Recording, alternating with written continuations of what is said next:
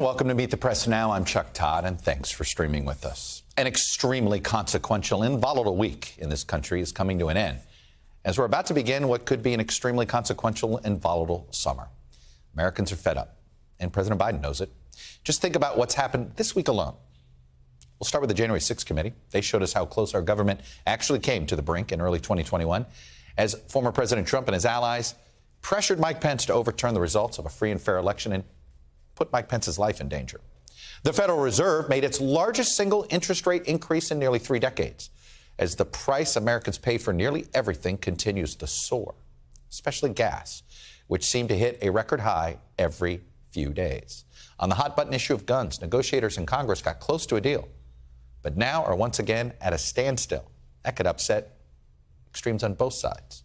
Another round of primaries proved that Trump still has the power to defeat Republicans who cross him, although the power does come with limits. Nancy Mace now knows that.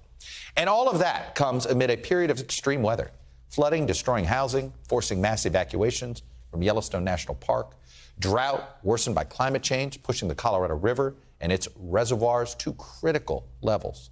And of course, the intense record-breaking heat over 100 degrees punishing millions of Americans as you're streaming right now.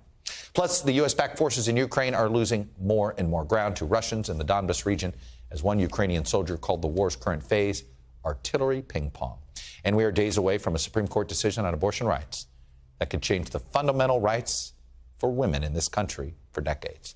Taken together, the United States is entering the summer in a state of real unease and instability.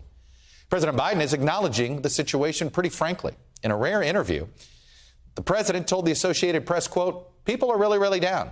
They're really down. Their need for mental health in America has skyrocketed because people have seen everything upset. Everything they counted on upset," he said, largely as a consequence of the COVID pandemic.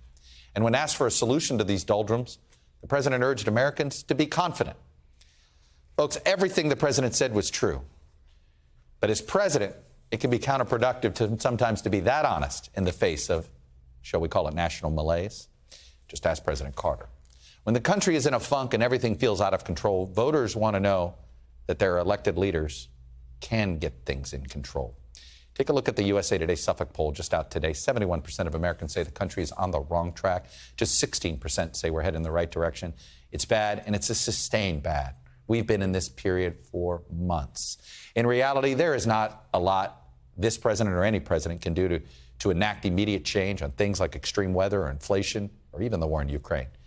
But it's the job of national leaders to make it feel like things are not so out of control that a problem can't get solved. Biden's diagnosis of the problem is spot on.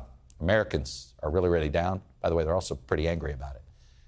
Whether he should be the one to say it, that's a debate.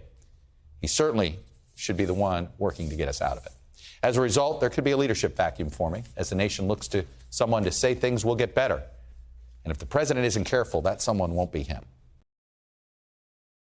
Thanks for watching our YouTube channel. Follow today's top stories and breaking news by downloading the NBC News app.